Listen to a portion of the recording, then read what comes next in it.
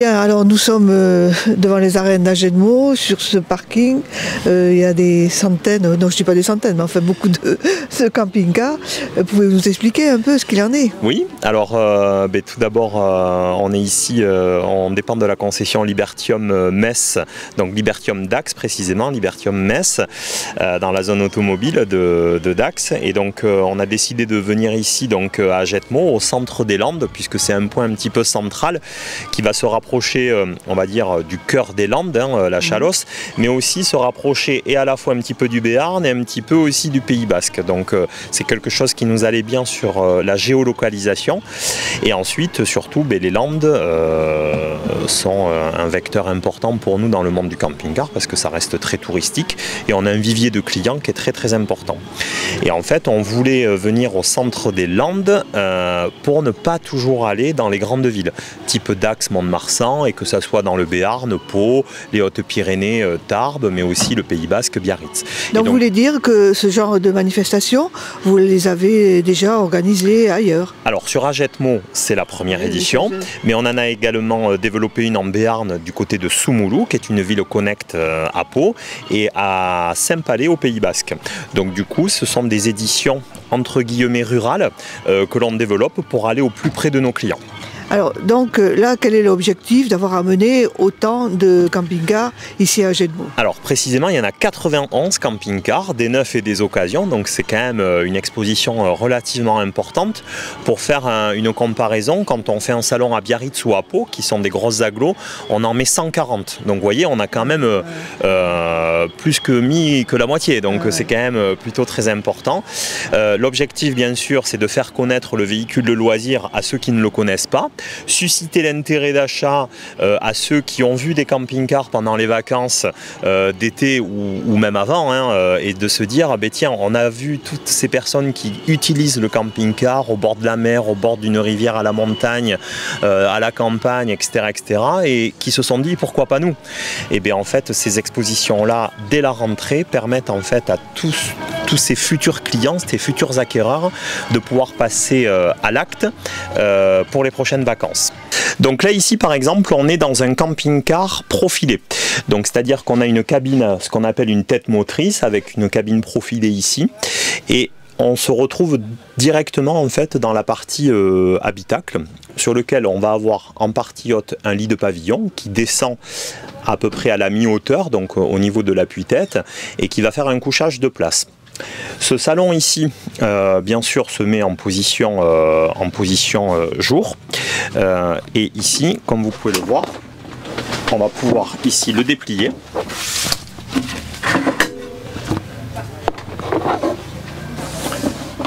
Avec un plateau qui va venir agrandir et amener de l'habitabilité. Donc là ici on est donc dans la partie cuisine où vous allez avoir donc ce qu'on appelle une cuisine en L.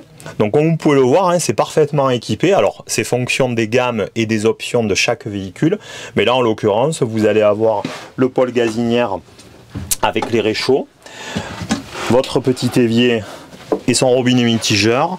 Vous êtes même équipé d'une hotte aspirante et d'un four à gaz, puisque là on est équipé directement sur des équipements qui fonctionnent sur la base de gaz.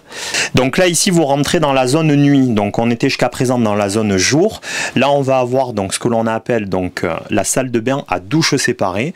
Donc vous allez avoir cette partie là avec le WC et le lavabo, et en face de cette pièce là une douche complètement indépendante avec une paroi de douche complètement vitrée comme dans une habitation de maison, et tout ça ici que l'on peut fermer avec une partie cloisonnement. Donc là, dans ce modèle-là précisément, on est sur une version à lit jumeau sur soute, c'est-à-dire qu'on peut avoir deux petits lits séparés. Ce coussin-là peut ici s'enlever et faire un complément ou pas. Et si on veut en faire un lit king size, on tire cette rallonge et on vient rajouter un coussin supplémentaire qui va permettre en fait de faire un méga lit. On peut dormir dans le sens de la longueur, mais aussi dans le sens de la largeur. Et dessous ces lits, on va avoir une grande soute que je vais vous montrer après. Et donc ici sur la partie extérieure, c'est tout l'avantage que peut avoir un camping-car, c'est que en dessous donc des couchages arrière, donc là en l'occurrence le lit jumeau, vous avez une méga soute dans lequel vous pouvez stocker tout type de rangement, mais aussi si vous le souhaitez un scooter, des vélos de forte valeur, des trottinettes électriques, bref tout tas de rangements comme dans un garage de maison, sauf qu'on n'y met pas la voiture. Donc il y a vraiment un engouement pour ce tourisme. Oui, le monde du camping-car, le marché du camping-car, alors entre guillemets le véhicule de loisirs, puisque ça regroupe dans le véhicule de loisirs est regroupé le camping-car, le fourgon et le van aménagé, donc les 3 catégories qui sont d'ailleurs exposées ici sur le salon. Et en fait, ces produits-là sont faits pour satisfaire toute la demande que peut porter les clients ici locaux. Que vous soyez passionné d'une activité sportive type surf, randonnée, vélo, trail en montagne, ou que vous soyez tout simplement attiré par des vacances en famille ou en week-end à droite à gauche. Est-ce que vous en avez déjà un peut-être? Oui, on a déjà, ça fait quoi, 2 ans, 2 ans, 2 ans et demi. 2 ans et demi presque. Nous avons un Ford Etrusco. Camping-car de 5,99 m. Et vous avez envie de changer? Non, on regarde par curiosité. Mais le fait, tard, quand on est, nous c'était la première fois, tu vois, quand on achète tout la première fois, après. On ne réfléchit pas suffisamment. Ah, vous voulez dire par là que celui que vous avez, il a des petits défauts et que vous voudriez améliorer? Des défauts, si vous voulez, on a pris notre camping-car, on ne voulait pas un gros camping-car. D'abord, on était parti pour prendre un fourgon.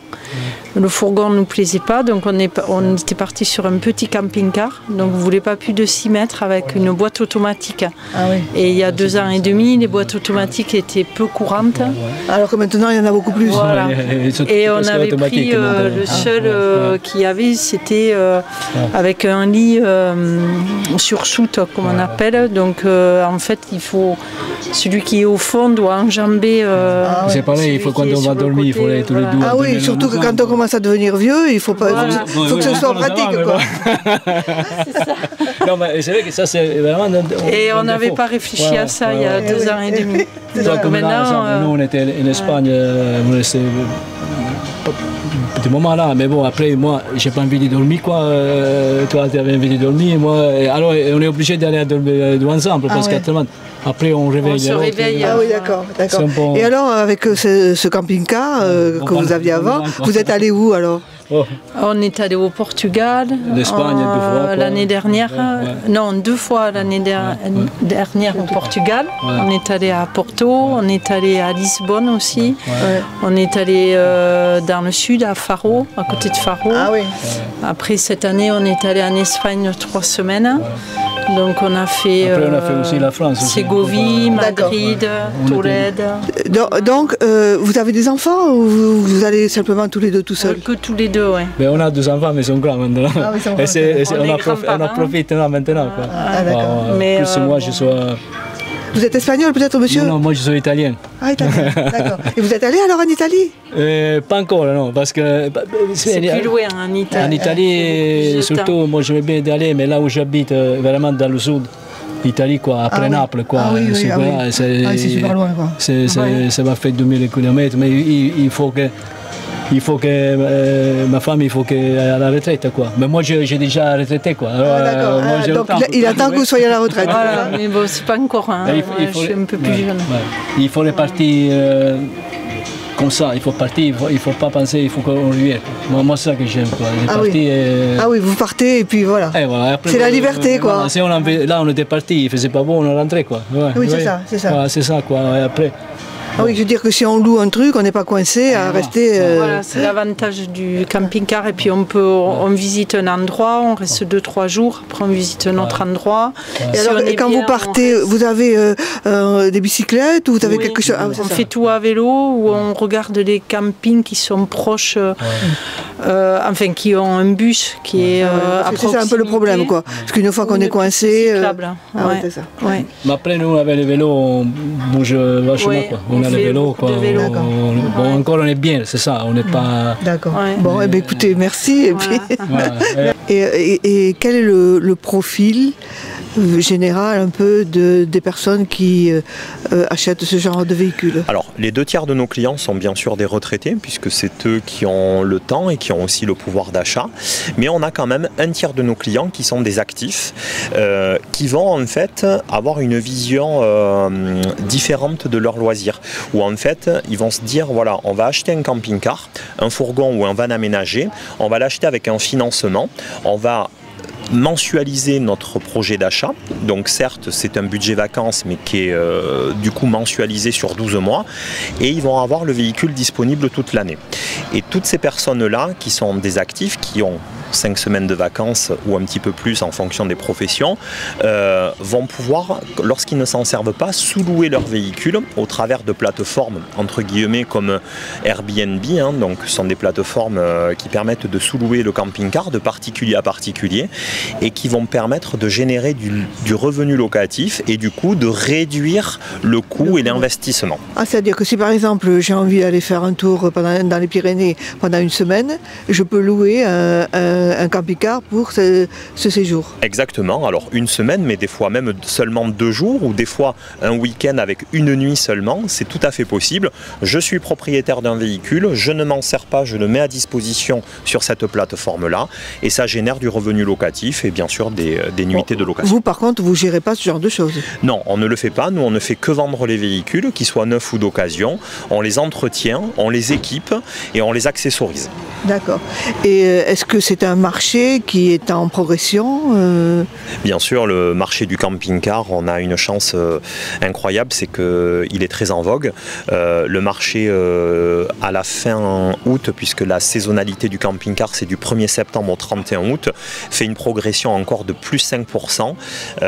Et pendant le Covid, on a eu des progressions à 2 chiffres, hein, donc on est vraiment dans cette dynamique-là où les clients, les Français, veulent voyager en toute liberté, sans contrainte, ils veulent pouvoir aller dans un sens ou dans l'autre à tout moment et ne pas être contraints par une location d'hôtel, une réservation qui va les contraindre ou du coup de payer cher un peu en dernière minute. Vous voulez dire que ça revient quand même un peu moins cher que de louer par exemple un appartement sur la côte à Hossegor par exemple? Alors clairement oui, puisqu'il faut savoir que dans un camping-car vous avez et le logement et aussi la voiture, puisqu'en fait ça fait les deux. Donc quand vous avez votre coût de location, vous avez les deux réunis.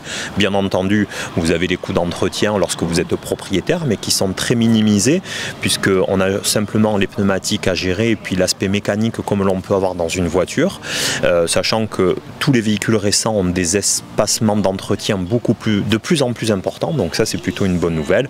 Et ensuite, sur le coût du véhicule, hormis le carburant, il n'y a rien d'autre. Donc on pourrait dire que le camping-car c'est la liberté? C'est complètement la liberté, c'est l'évasion, c'est le voyage et c'est tout ça sans contrainte, hein, puisque beaucoup de nos clients nous disent des fois on part de chez nous et on ne sait pas si on va tourner à droite ou à gauche, et c'est aussi fonction de la météo. S'il pleut, je viens de regarder la météo, on ne devrait pas avoir de pluie cet après-midi sur Agetmo, mais il pleut sur Mont-de-Marsan. Donc c'est aussi tout l'avantage du camping-car, c'est d'aller à droite ou à gauche à tout moment. Bien, mais merci pour tous ces renseignements. Merci à vous.